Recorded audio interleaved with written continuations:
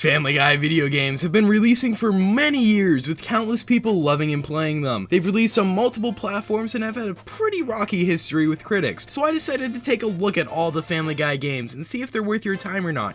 And to be clear, this isn't a comprehensive review of all these games, just my first impressions and if I liked what I saw. So anyways, let's get on to the first game.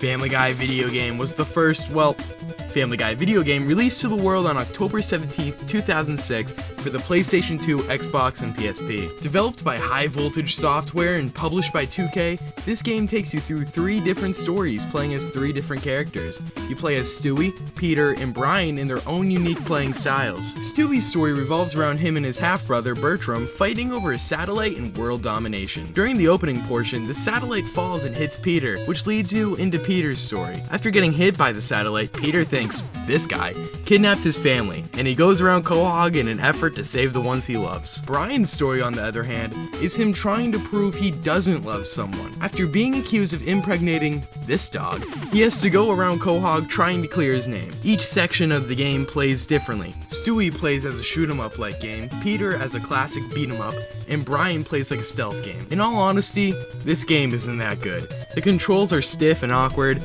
and overall, the gameplay just isn't the best. The game received mixed reviews from critics, so let's see if the next game is better or not.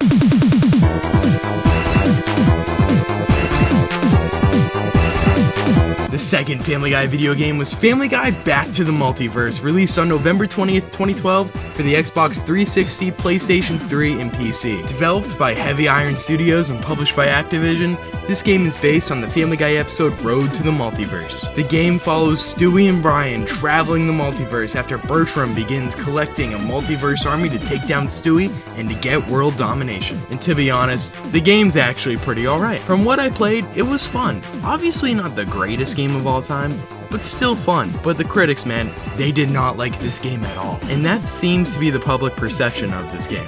It's not that great. Also released in 2012 was Family Guy Online, a free-to-play MMO that didn't even make it a year. It was shut down in early 2013 as nobody played it. There's not much for me to say about this game as there's no way for me to play it. So far we are 0 for 3 on Family Guy games, which sucks because you think they would have a lot of potential.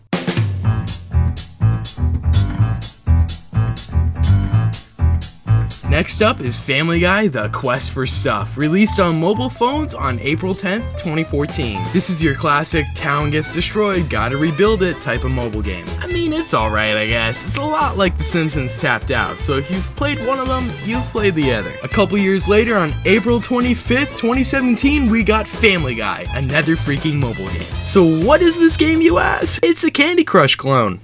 It's not that great. I mean, it is what it is. It's not horrible, it's just another freaking mobile game. There have also been Family Guy tie-in games, most notably Animation Throwdown, The Quest for Cards, and also Warped Kart Racers. Animation Throwdown is a card game where you battle and upgrade your cards.